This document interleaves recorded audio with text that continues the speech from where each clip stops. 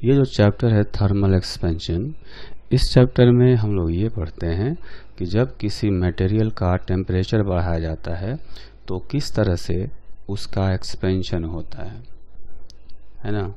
तो heat energy से related अभी तक हमने दो चैप्टर पढ़े हैं, एक थर्मोडायनेमिक्स पढ़ा और एक कैलोरीमेट्री पढ़ा।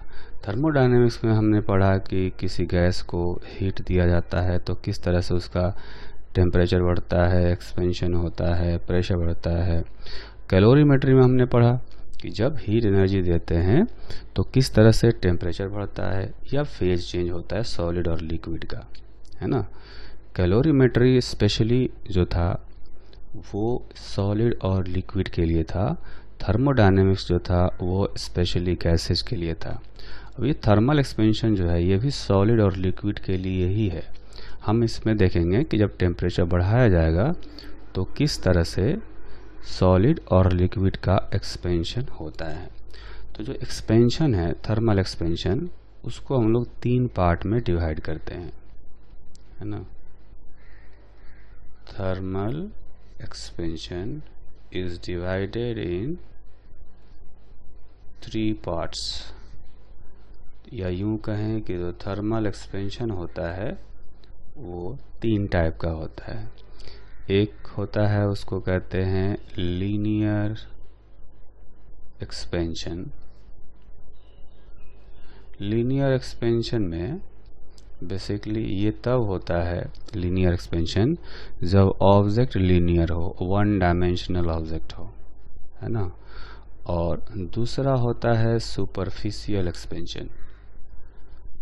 सुपरफिशियल कहते हैं या उसको एरियल एक्सपेंशन भी कहा जाता है ना। तो ये एक्सपेंशन तब होता है जब अपना ऑब्जेक्ट टू डायमेंशनल हो, जैसे कोई लैमिना हो, कोई प्लेट हो, ठीक। और जो थर्ड वाला एक्सपेंशन होता है ये होता है वॉल्यूमेट्रिक एक्सपेंशन। वॉल्यूमेट्रिक एक्सपेंशन वो 3D ऑब्जेक्ट्स में होता है, जैसे सॉलिड स्फीयर हो गया, क्यूब हो गया, है ना।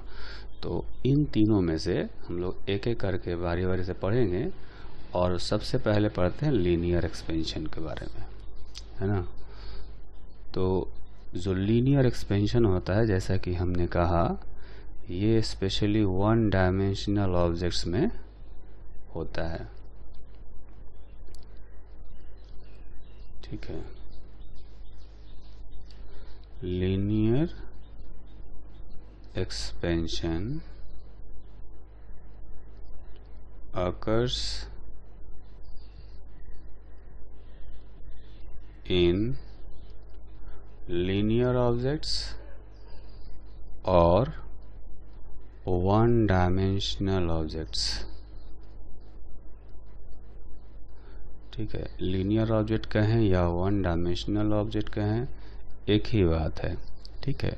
वैसे तो हमेशा ही वॉल्यूमेट्रिक एक्सपेंशन होता है, लेकिन जब लीनियर एक्सपेंशन होता है, लीनियर ऑब्जेक्ट हो, तो उसमें जो दो साइज हैं, जो साइड वाले दो साइज होते हैं, उनका एक्सपेंशन को नेग्लेक्ट कर दिया जाता है, ठीक है। जैसा कि हमने कहा कि हमेशा 3D या वॉल्यूमेट्रिक एक्सपेंशन ही होता है। जैसे हम एक बात करें एक स्ट्रिंग की या एक वायर की, तो वायर का जो लेंथ है उसी के डायरेक्शन में एक्सपेंशन को हम लोग कंसीडर करते हैं। बाकी साइड में जो दो डायमेंशन होते हैं उनका एक्सपेंशन को नेग्लेक्ट कर दिया जाता है। उसी तरह से अगर टू डायमेंशनल ऑब्जेक्ट हो तो उसमें भी 3D एक्सपेंशन होता है या वॉल्यूमेट्रिक एक्सपेंशन होता है, लेकिन उसमें जो थिकनेस होती है टू डायमेंशनल ऑब्जेक्ट्स का वो नेग्लेजिबल होता है, तो उसके एक्सपेंशन को हम लोग नेग्लेक्ट कर देते हैं, ठीक है। तो वैसे कहा जाए तो सारे एक्सपेंशन वॉल्यूमेट्रिक होते हैं, फिर भी हम लोग इनको तीन पार्ट में इस तरह से डिवाइड करते हैं।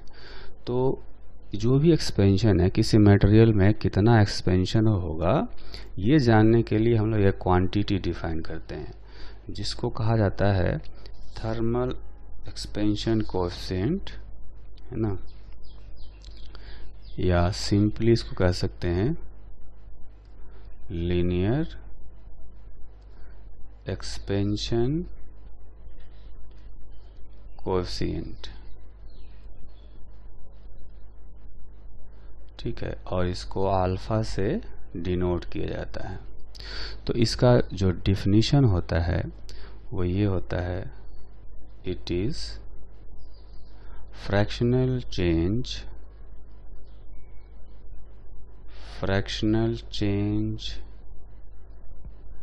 In length per unit change in temperature, ठीक है। तो इस तरह से इसको हम लोग डिफाइन करते हैं, it is fractional change in length per unit change in temperature, ठीक है। अगर इसको मैथमेटिकली लिखना हो तो हम लोग कुछ इस तरह से लिखेंगे, फ्रैक्शनल चेंज कहेंगे इसको, change in length by length per unit change in temperature by dt। ये इसका बेसिक डिफिनीशन है, ठीक। अब ये बेसिक डिफिनीशन है तो हम लोग इससे जो लेंथ में चेंजेज आएंगे वो फाइंड कर सकते हैं। कैसे फाइंड करेंगे?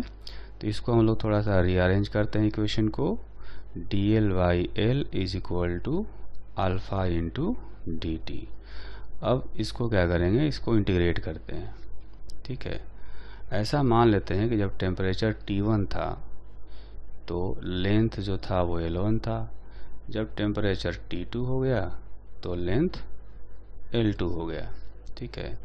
तो इंटीग्रेशन के बाद जो पहला वाला टर्म है ये आ जाएगा लॉग में, है ना।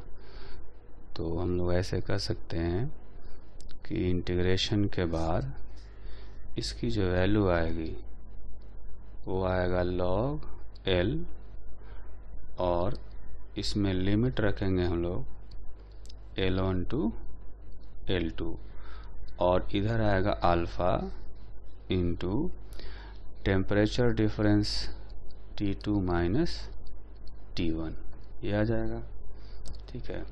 तो अब इसी इक्वेशन को हम लोग नेक्स्ट पेज में लिखते हैं। तो लिमिट रखने के बाद ये आएगा log L2 by L1 is equal to alpha into T2 minus T1, ठीक है। लिमिट रखने के बाद ही आएगा। अब यहाँ पर देखें तो L2 बाई L1 जो होगा उसको लिखा जा सकता है e power alpha into T2 minus T1, ठीक। अच्छा, ये है एक्सपोनेंशियल। तो एक्सपोनेंशियल का एक्सपेंशन होता है ना। और एक्सपेंशन में चूँकि अल्फ़ा जो होता है ना, अल्फ़ा की वैल्यू बहुत ही कम होती है, 10 टू द पावर -4 -5 ऐसे अल्फ़ा की वैल्यू होती है। तो आप देखेंगे कि alpha into T2 minus T1 की वैल्यू जो है वो बहुत ही कम हो जाएगी, ठीक है। तो उस केस में ये जो एक्सपोनेंशियल का एक्सपेंशन होता है वो कुछ इस तरह से होता है। ये पहले दो स्टेप हमने लिखे हैं, आगे वाले स्टेप्स में क्या होता है, अल्फ़ा का स्क्वायर अल्फ़ा का क्यूब ऐसे आता है। क्योंकि अल्फ़ा खुद ही बहुत छोटा है ना, तो उसका स्क्वायर और भी छोटा हो जाएगा। तो आगे वाले टर्म्स को हम लोग नेगलेक्ट कर देते हैं, है ना। तो ये बचता है इस तरह से। इसमें हम लोग क्या करते हैं, for very small alpha into T2 minus T1, ठीक है। टेम्परेचर भी हम लोग कम ही लेते हैं क्योंकि हमें एक्सपेंशन जो कंसीडर करना होता है उसमें क्या देखते हैं कि जो एटमॉस्फेयर में टेम्परेचर बढ़ रहा है उसके हिसाब से कितना एक्सपेंशन हो रहा है, ठीक है।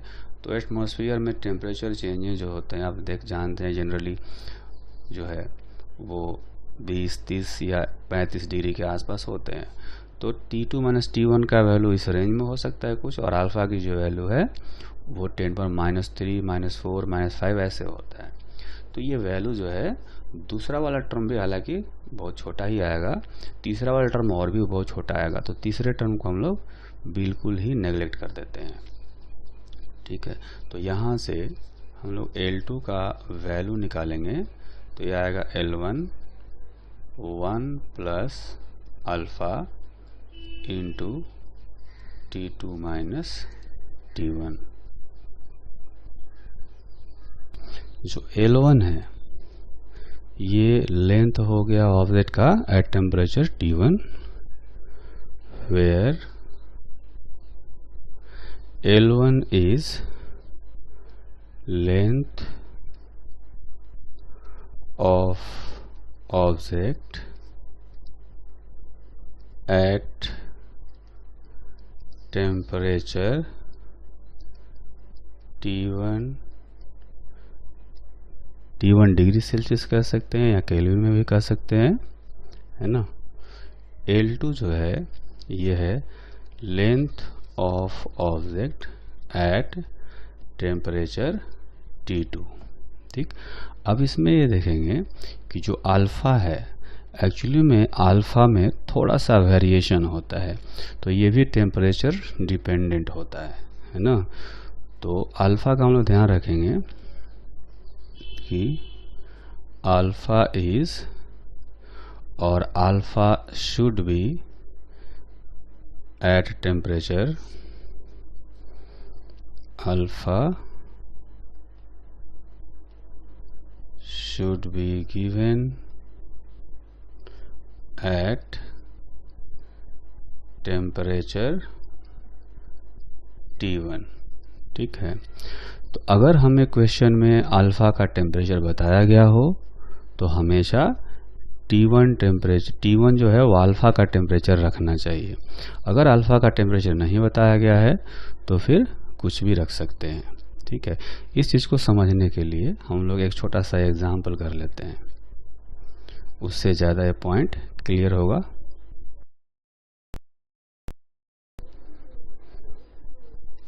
तो नेक्स्ट एग्जाम्पल करते हैं। इस एग्जाम्पल में हमें कहा गया कि if coefficient of thermal expansion, if coefficient of thermal expansion of a rod at 0 degrees Celsius is given by 0.00125 पर केल्विन। पर केल्विन कहें या पर डिग्री सेल्सियस कहें बराबर है, क्योंकि 1 केल्विन और 1 डिग्री सेल्सियस इक्वल होता है, ठीक है। अच्छा, साथ में ये भी दिया हुआ है कि if length of rod at 27 degree Celsius is L, then find the temperature when length of rod will become double or twice. तो लेंथ को डबल करना है, उसके लिए टेम्परेचर कितना तक बढ़ाना पड़ेगा, है ना।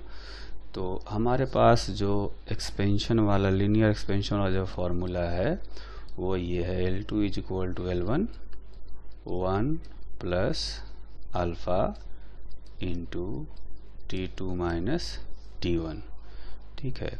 तो अगर हम लोग ऐसे करें कि L2 के जगह पर 2L रखते हैं, L1 के जगह पर L रखते हैं, 1 प्लस अल्फ़ा का वैल्यू 0.00125, T2 को फाइंड करना है और T1 को अगर हम लोग 27 डिग्री सेल्सियस रख दें, है ना, तो ये जो फॉर्मूला है ये फॉर्मूला सही नहीं है। इस फॉर्मूले में गड़बड़ क्या है, आप देखेंगे कि हमने कहा था कि जो अल्फ़ा है वो अल्फ़ा T1 टेम्परेचर पर होना चाहिए अगर उसका टेम्परेचर दिया हो तो, ठीक है।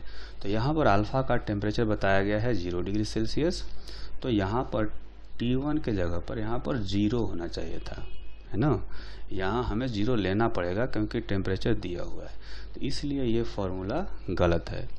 तो हम लोग क्या करेंगे, हम लोग इसको ऐसे करेंगे कि मान लेते हैं कि एल लेंथ है 27 डिग्री सेल्सियस पर, और 0 डिग्री सेल्सियस पर लेंथ मान लेते हैं कुछ एल नॉट था, 1 प्लस 0.00125, और ये जो एल लेंथ है ये 27 डिग्री सेल्सियस पर है, तो T2 जो टेम्परेचर है हम लोग 27 रखेंगे और T1 रखेंगे 0।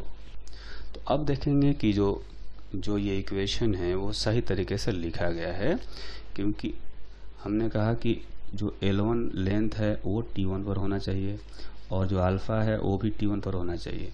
तो अल्फ़ा 1 L1 और अल्फ़ा और T1 एक दूसरे से रिलेटेड हैं। यहाँ भी देखेंगे कि L0 लेंथ लिया हमने 0 पर, और ये जो अल्फ़ा है वो भी 0 पर है, ठीक है। तो अब ये इक्वेशन सही है, ठीक।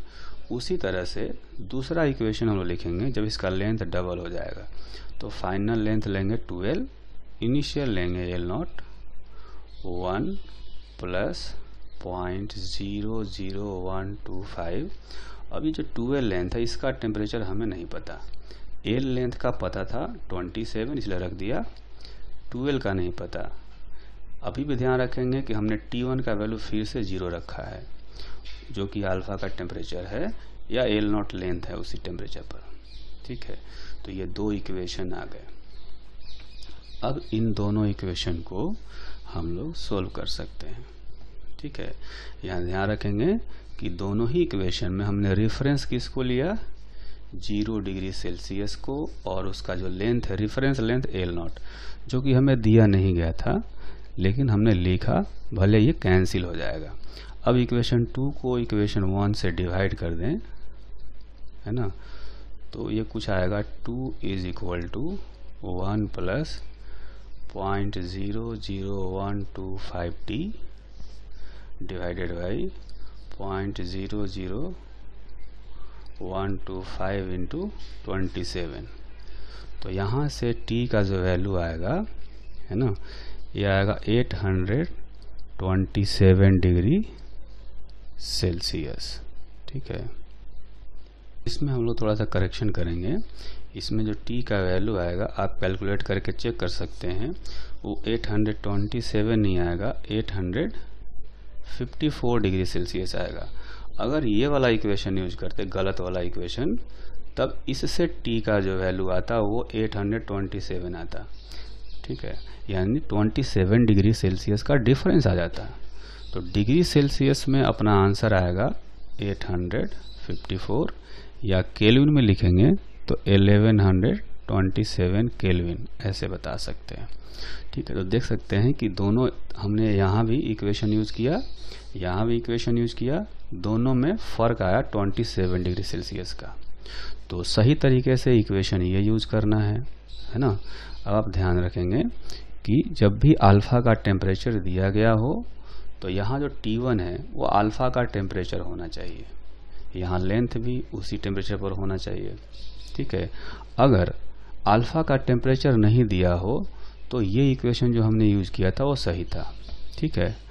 तो 99% केस में अल्फ़ा का टेम्परेचर नहीं दिया होता, और इसलिए उस केस में हम लोग ये इक्वेशन भी यूज कर सकते हैं, ठीक है। नेक्स्ट एग्जाम्पल करते हैं। इस एग्जाम्पल में हमें दो मेटालिक स्ट्रिप दिए गए हैं। ऊपर वाला जो स्ट्रिप है इसका एक्सपेंशन कोएफिशिएंट है अल्फ़ा 1 और इसका लेंथ है L1। नीचे वाला जो स्ट्रिप है, जो रॉड है, उसका एक्सपेंशन कोएफिशिएंट है अल्फ़ा 2 और इसका लेंथ है L2। ये दिया गया है एट टेम्परेचर T1, ठीक है। अब हमसे कहा गया कि ऐसा कंडीशन फाइंड करें जिससे कि जो इनका जो लेंथ का डिफरेंस है वो टेम्परेचर चेंज से इंडिपेंडेंट हो, है ना। हमें फाइंड करना है, find the condition so that difference of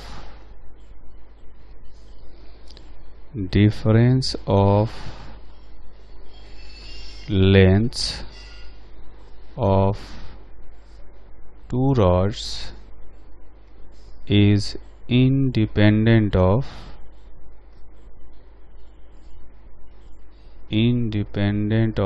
temperature change।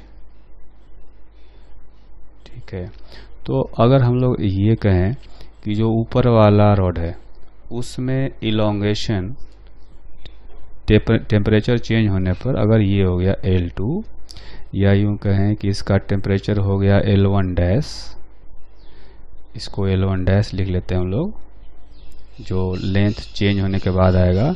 तो L dash is equal to L1 dash is equal to L1 1 plus alpha 1 into delta T, ऐसे लिख सकते हैं।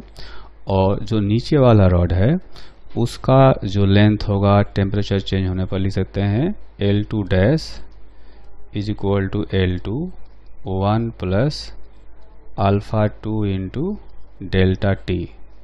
ठीक है, तो ऊपर वाले इक्वेशन में से अगर L1 डैश माइनस L1 का वैल्यू निकालेंगे तो आएगा L1 alpha 1 into delta T. ठीक, नीचे वाले इक्वेशन में से L2 dash minus L2 find करेंगे तो ये हो जाएगा L2 alpha 2 into delta T.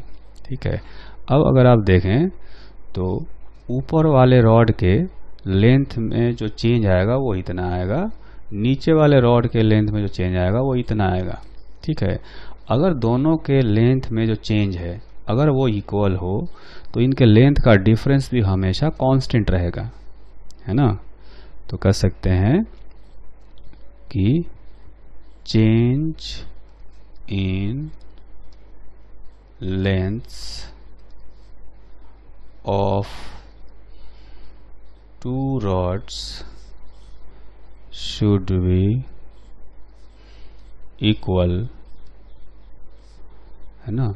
अगर ये इक्वल हो जाएंगे तो क्या होगा, इनका जो लेंथ का डिफरेंस है वो जो है टेम्परेचर पर डिपेंड नहीं करेगा, है ना। Should be equal for difference of lengths to be independent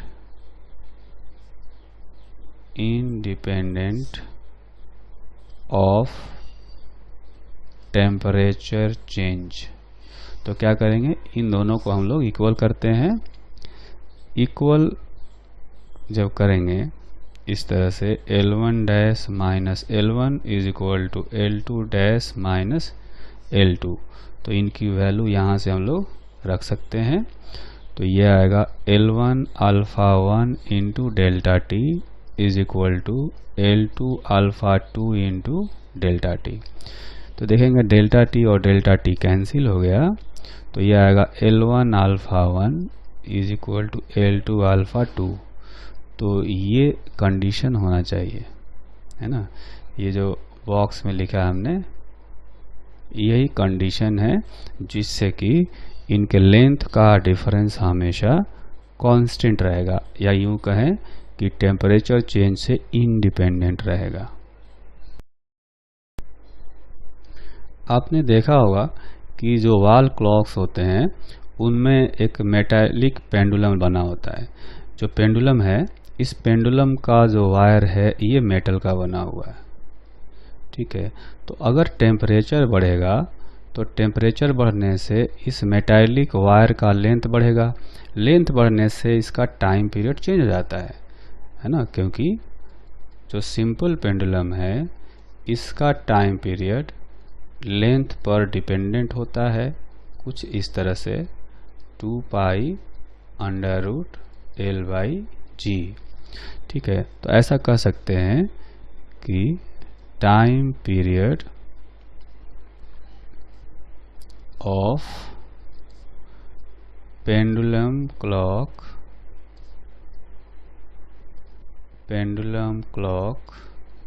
is small t1 से लिखते हैं टाइम पीरियड को, t1 is equal to 2 pi under root L1 by G. ठीक है, ऐसे लिख सकते हैं। ये हो गया अपना इक्वेशन 1। और ये हमने जो टाइम पीरियड लिखा है, ये लिखा है eight temperature T1 degree Celsius. ठीक है, अब हमने टेम्परेचर चेंज कर दिया तो इसका टाइम पीरियड भी चेंज हो जाएगा, क्योंकि लेंथ चेंज हो जाएगा, है ना। तो लेंथ जो है अब हो गया L2, तब टाइम पीरियड T2 हो गया। ठीक है, ये है at temperature T2 degree Celsius. ठीक, लेकिन यहाँ जो L2 है, L2 L1 से रिलेटेड होगा, क्योंकि मटेरियल एक ही है। तो L2 को लिख सकते हैं लीनियर एक्सपेंशन का फॉर्मूला अप्लाई करके, L1 into 1 plus alpha into delta T. ठीक है, डिवाइडेड बाई जी। तो अब अगर हम लोग ऐसा करें कि इस इक्वेशन को और इस इक्वेशन को सोल्व करें, यानी टाइम पीरियड्स का रेशियो निकालेंगे, तो देखेंगे कि ये आएगा कुछ इस तरह से, अंडर रूट, यहाँ पर क्या होगा, L1 बाई जी कैंसिल हो जाएगा और 2 पाई भी कैंसिल हो जाएगा।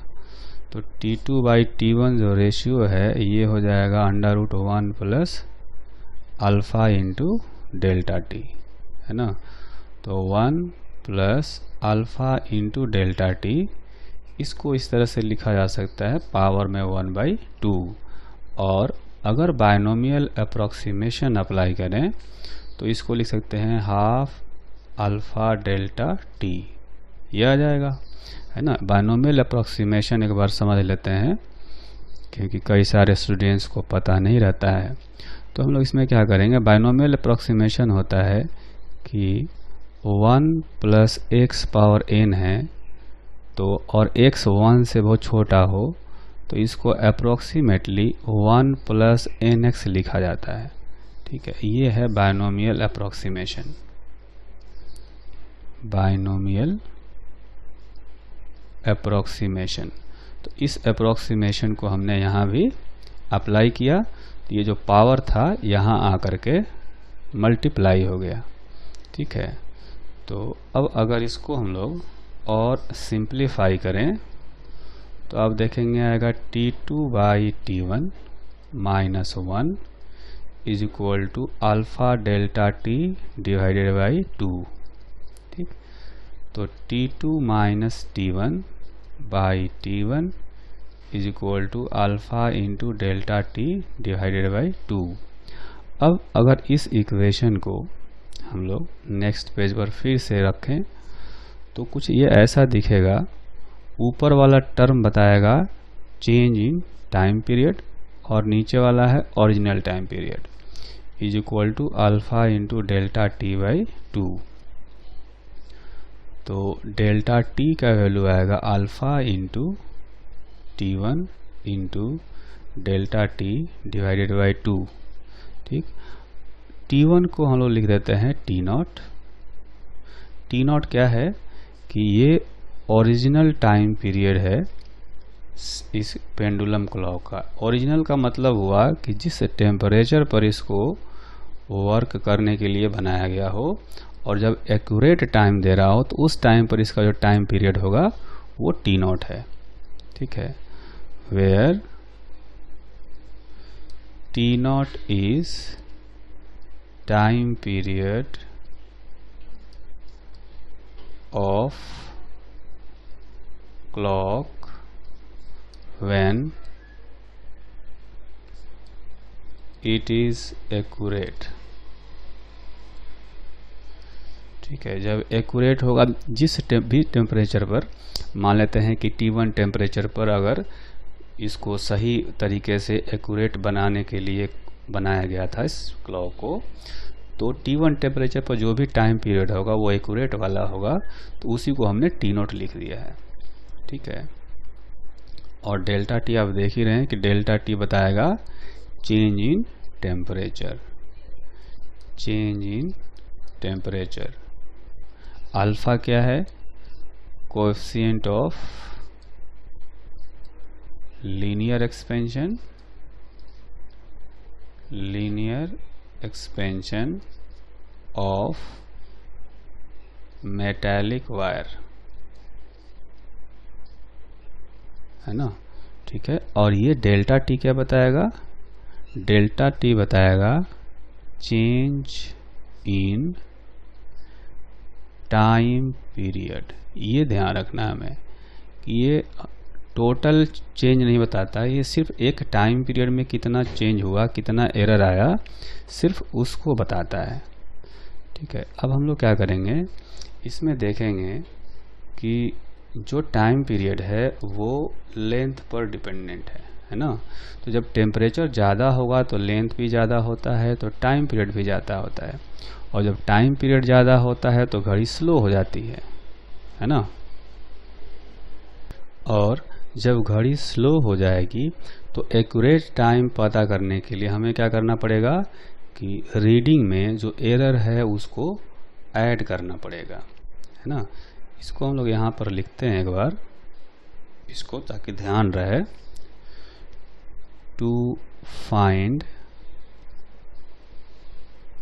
द एक्चुअल टाइम, घड़ी जो है जो भी रीडिंग दिखा रही होगी वो रीडिंग एक्चुअल टाइम नहीं बता रहा होगा, कुछ गलत बता रहा होगा। तो क्या करेंगे कि जो घड़ी की रीडिंग होगी, है ना, घड़ी की रीडिंग में एरर को ऐड करना पड़ेगा अगर टेम्परेचर ज़्यादा हो गया है तो। रीडिंग में जो एरर है उसको ऐड करना पड़ेगा, है ना। व्हेन टेम्परेचर इज हाई, मतलब जिस टेम्परेचर पर उस घड़ी को वर्क करने के लिए बनाया गया था, अगर टेम्परेचर उससे ज़्यादा है तो रीडिंग में जो भी एरर आएगा उसको ऐड करेंगे, तब हमें एक्चुअल टाइम मिलेगा। ठीक, फिर रीडिंग जो भी है उसमें से माइनस करना पड़ेगा जब टेम्परेचर लो होगा, है ना। क्योंकि जब टेम्परेचर हाई होता है तो घड़ी स्लो हो जाती है, जब टेम्परेचर लो होगा तो घड़ी फास्ट हो जाती है ना। ऐसा कर सकते हैं, because clock becomes slow when, इसको फिर से लिखते हैं, becomes slow when temperature is high and it becomes fast when temperature is low। जब टेम्परेचर लो होता है तो घड़ी फास्ट हो जाती है, जब फास्ट हो जाएगी तो रीडिंग ज़्यादा बताएगी, तो रीडिंग में से एरर को माइनस करना पड़ेगा एक्चुअल टाइम पता करने के लिए। जब टेम्परेचर हाई होगा तो घड़ी स्लो हो जाएगी, तो रीडिंग कम होगा, और जब कम होगा तो उसमें एरर को ऐड करना पड़ेगा एक्चुअल टाइम को पता करने के लिए।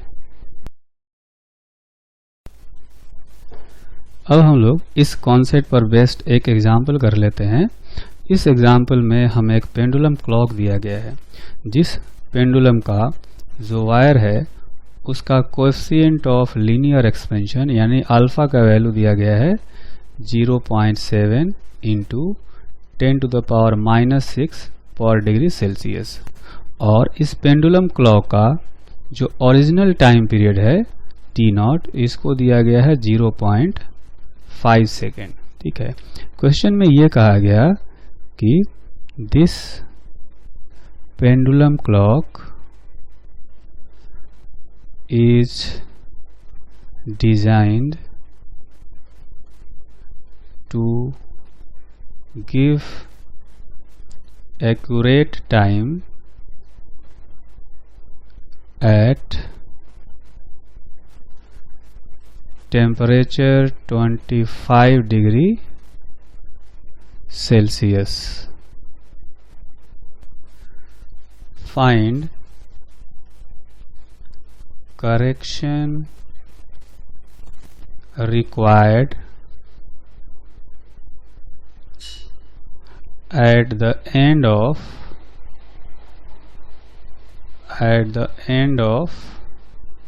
1 month। 1 month का मतलब है यहाँ पर 30 days, ठीक है। if this clock is used in a country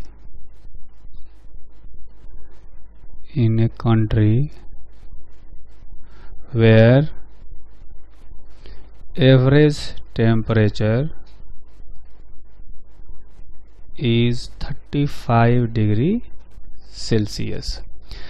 तो जैसा कि हमें कहा गया कि पहले इसको डिजाइन किया गया था 25 डिग्री सेल्सियस पर वर्क करने के लिए, लेकिन टेम्परेचर यहाँ पर ज़्यादा है, तो इसका लेंथ जो है पेंडुलम का, वायर का, वो बढ़ जाएगा, तो टाइम पीरियड बढ़ जाएगा, तो घड़ी स्लो हो जाएगी, है ना।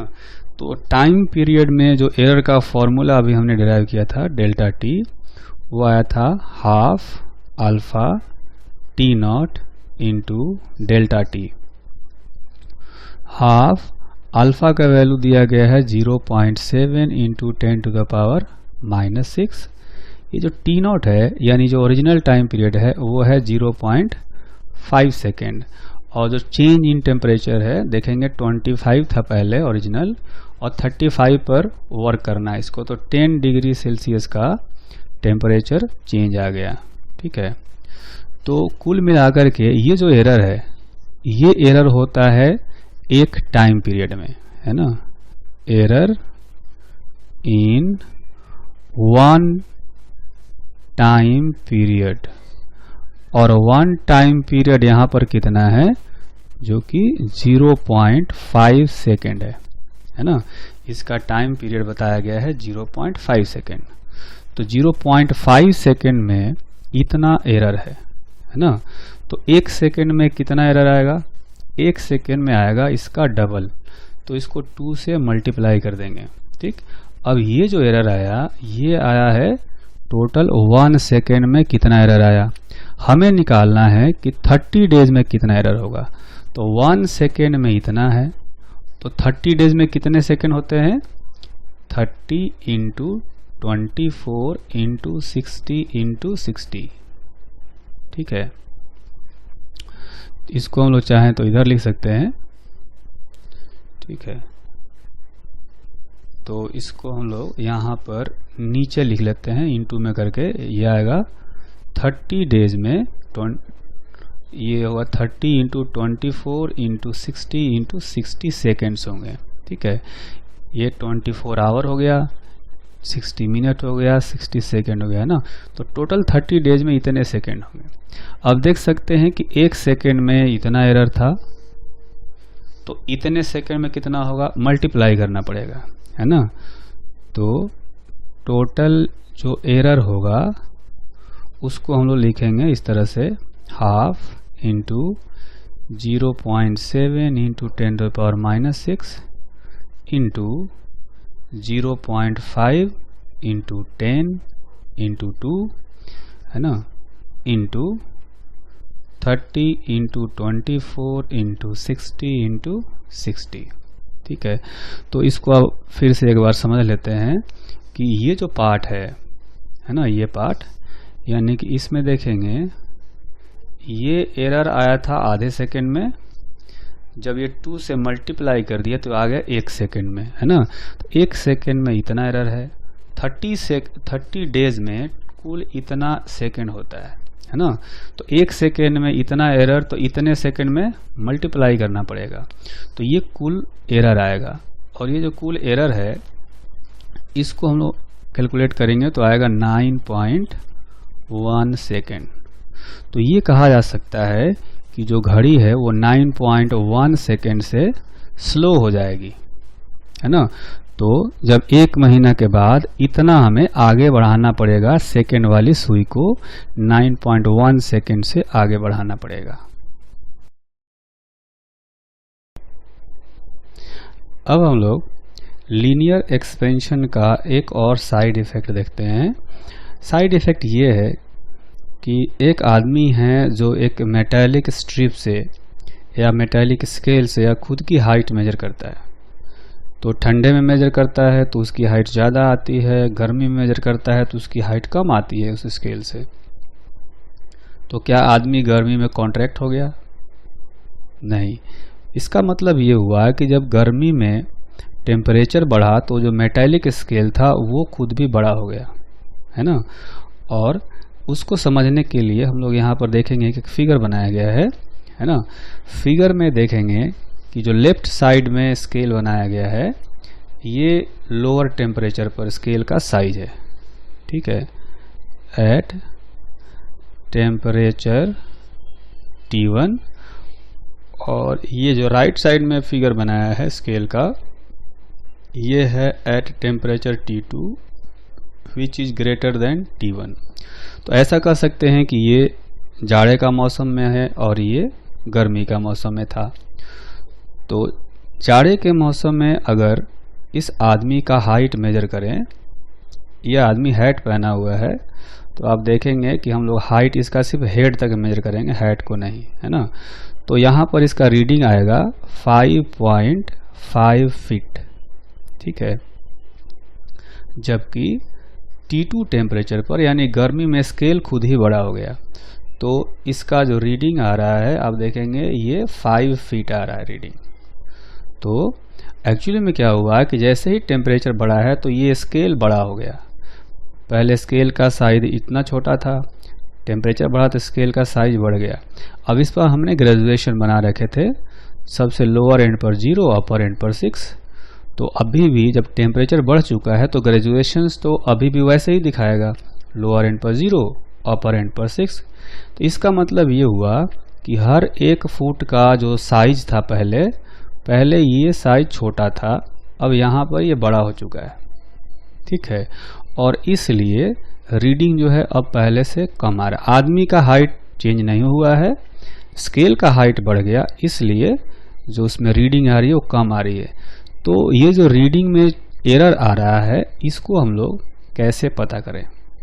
तो इसको पता करने के लिए हम लोग लीनियर एक्सपेंशन वाला फॉर्मूला यूज करेंगे, जैसा कि हम लोग यूज करते हैं L2 is equal to L1 1 plus alpha into delta T, ठीक है।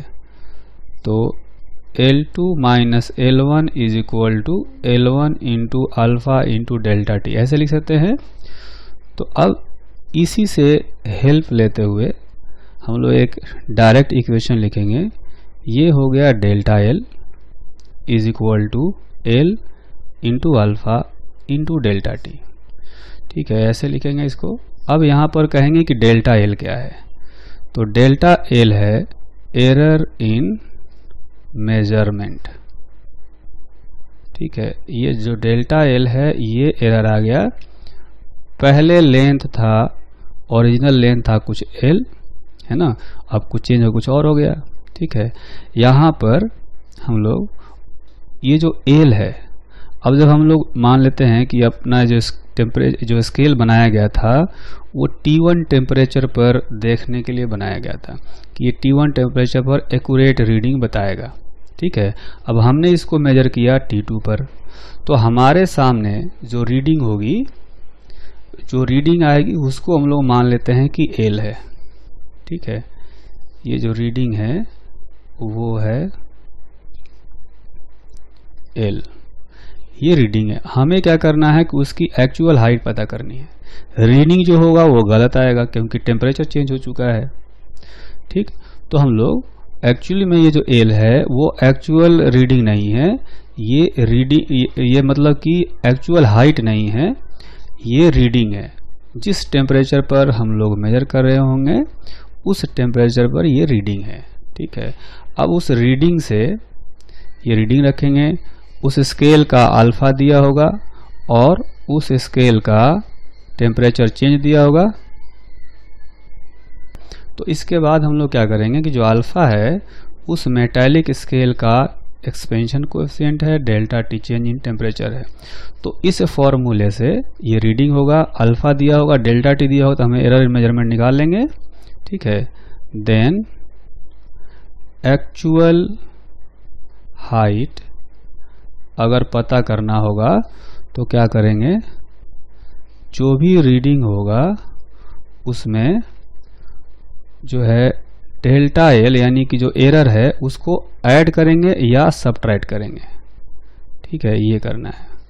पॉजिटिव कब होगा, जब टेम्परेचर बढ़ा होगा, व्हेन टेम्परेचर इज हायर। तो आप देखेंगे जैसे यहाँ टेम्परेचर बढ़ गया है तो रीडिंग कम बता रहा है। रीडिंग कम बता रहा है तो जो एरर आएगा, जैसे इसमें 0.5 फीट का एरर आ रहा होगा, तो एरर को क्या करेंगे, ये जो रीडिंग है 5 फीट का, इसमें एरर 0.5 ऐड करेंगे तो ये एक्चुअल हाइट आदमी का बताएगा। ठीक है, लेकिन अगर टेम्परेचर घटा होगा तो निगेटिव साइन रखना पड़ेगा। टेम्परेचर इज लोअर, जब टेम्परेचर घट गया होगा तो क्या होगा कि रीडिंग ज़्यादा बताएगा। तो ज़्यादा बताएगा तो रीडिंग में से ये जो एरर आएगा उसको हम लोग माइनस करेंगे। ठीक,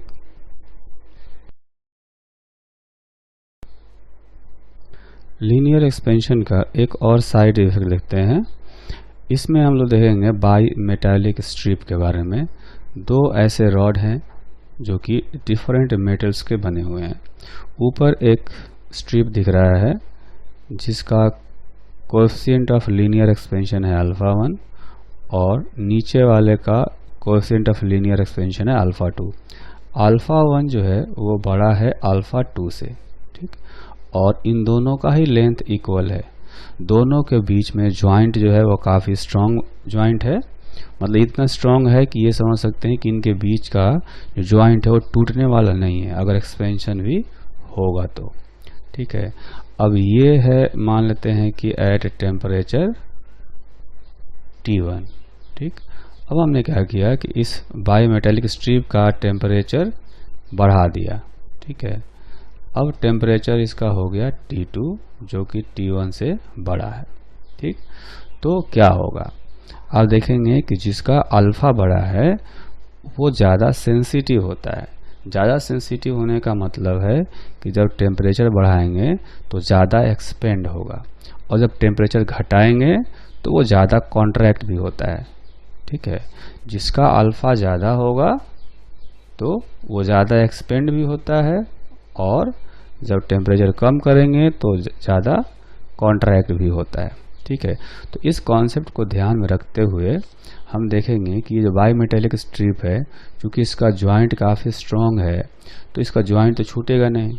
तो अब एक ही तरीका है कि ये जो स्ट्रिप है वो बेंड हो जाए।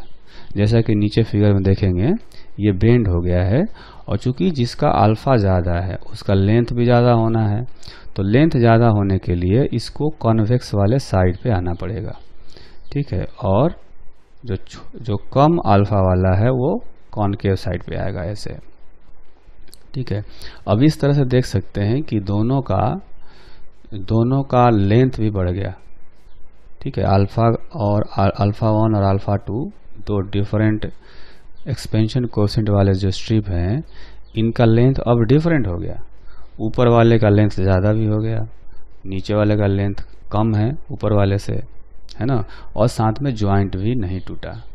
ठीक है, तो ये हमेशा ऐसा ही होगा कि जब टेम्परेचर चेंज करेंगे और ये ज्वाइंट स्ट्रांग होगा तो ये बेंड हो जाया करेंगे। टेम्परेचर बढ़ाने पर जिसका अल्फा बड़ा होगा वो कॉन्वेक्स साइड पर आएगा और टेम्परेचर घटाने पर उल्टा हो जाएगा, वो कॉनकेव साइड पर आ जाएगा क्योंकि उसमें ज़्यादा कॉन्ट्रैक्शन भी होगा, है ना। तो ऐसे हम लिख सकते हैं कि at higher temperature strip bends such that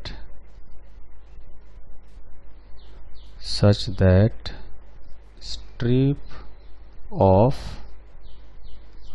higher alpha will be on convex side, ठीक है। जिसका अल्फा ज़्यादा होगा उसका एक्सपेंशन ज़्यादा होगा, इसलिए उसको कॉन्वेक्स साइड पे आना पड़ेगा, क्योंकि एक्सपेंशन के बाद उसका लेंथ ज़्यादा रहेगा, ठीक।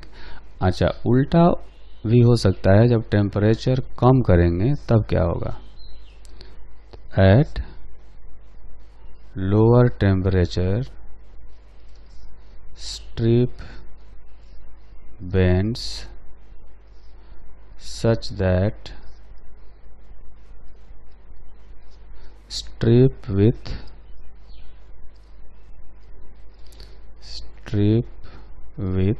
higher alpha will be on concave side, है ना। जिधर कॉनकेव साइड है उस साइड में हायर अल्फा वाला रॉड रहेगा। अगर हम लोग फिगर बना करके समझें, छोटा सा फिगर बनाते हैं इसके लिए, ऐसे, है ना। तो इसमें कुछ ऐसा होगा कि जिसका अल्फा ज़्यादा है वो आ जाएगा कॉनकेव साइड पे, है ना। इसमें अल्फा 1 इधर है और अल्फा 2 इधर है, ठीक है। इनका सेंटर आ जाएगा इधर। ये तब होगा एट लोअर टेम्परेचर। टेम्परेचर कम होगा तो ऐसा हो जाएगा, जिसका अल्फा ज़्यादा है वो कॉनकेव साइड में आ गया, क्योंकि अल्फा ज़्यादा है तो कॉन्ट्रैक्ट ज़्यादा हो गया होगा, तो लेंथ इसका छोटा हो गया होगा, ठीक। अब हम लोग क्या करते हैं कि जो केस हमें दिया गया है, यहाँ जो फिगर बनाया है, सिर्फ इस वाले केस को देखते हैं, है ना। इस केस में टेम्परेचर बढ़ा है तो अल्फा वाला जो है ये ऊपर कॉन्वेक्स साइड में रहेगा। अब इस क्वेश्चन में हमें पूछा जाता है कि ये जो मेटालिक स्ट्रिप बेंड हो रखा है उस बेंड का रेडियस ऑफ कर्वेचर क्या है, ठीक है। तो इसको जानने के लिए हम लोग ऐसा करेंगे कि पहले दोनों स्ट्रिप का एक सेंट्रल लाइन ड्रॉ करते हैं, है ना। ये सेंट्रल लाइन पहले हम लोग ड्रॉ करेंगे, ठीक है। मान लेते हैं कि जो स्ट्रिप है, दोनों मेटालिक स्ट्रिप का थिकनेस है d, है ना। जो ऊपर वाला स्ट्रिप है अगर उसका रेडियस देखें हम लोग तो ऐसे ड्रा करके देख सकते हैं, ये हो जाएगा, इसका रेडियस यहाँ तक तो r है और इसमें हमें क्या करना पड़ेगा, ये डिस्टेंस हो जाएगा d/2, ठीक है। तो इस लाइन का जो सेंट्रल लाइन से देखेंगे तो इसका रेडियस आएगा r + d/2। उसी तरह से जो नीचे वाला रॉड है, स्ट्रिप है, इसका सेंट्रल लाइन ड्रॉ करेंगे और इसका सेंट्रल लाइन ड्रॉ करने पर हम देख सकते हैं कि जो r है, r तो यहाँ तक है, उसमें से d/2 कम करेंगे तब इसका रेडियस आएगा, है ना। तो ये रेडियस हो जाएगा r - d/2। अब ऐसा मान लें कि ये जो स्ट्रिप है ये सेंटर पर थीटा एंगल सबटेंड कर रहा है, ठीक है। तो किसी भी आर्क लेंथ का वैल्यू हम लोग कैलकुलेट करते हैं कैसे, r × थीटा से, ठीक। तो ऊपर वाला जो स्ट्रिप है अगर उसका लेंथ निकालना हो तो हम लोग लिखेंगे r + d/2 × थीटा। उसका रेडियस r + d/2 है और एंगल थीटा सबटेंड कर रहा है, तो उसका लेंथ आ जाएगा L1, ठीक है। उसके बाद जो नीचे वाला स्ट्रिप है अगर इसका लेंथ लिखेंगे तो r - d/2 × थीटा और ये इसका लेंथ हो जाएगा L2, ठीक है। ये L1 L2 जो लेंथ आए हैं वो टेम्परेचर चेंज होने के बाद आए हैं। पहले इन दोनों का ही लेंथ इक्वल था और L के इक्वल था, ठीक। तो थर्मल एक्सपेंशन वाला जो फॉर्मूला है, अगर उस फॉर्मूले को हम लोग अप्लाई करें, इसमें L1 जो होगा ये हो जाएगा L × 1 + α1 × ΔT और जो L2 होगा ये हो जाएगा L 1 + α2 × ΔT। अब L1 का जो वैल्यू है वो हम लोग यहाँ से रखेंगे, L1 का वैल्यू इतना और L2 का वैल्यू इतना। तो ये जब रखेंगे यहाँ पर तो आएगा R plus d/2 into theta. उसी तरह से L2 का वैल्यू लिखेंगे R minus d/2 into theta. अब अगर इन दोनों इक्वेशन को सोल्व करें तो इनका हम लोग रेशियो निकालेंगे, है ना।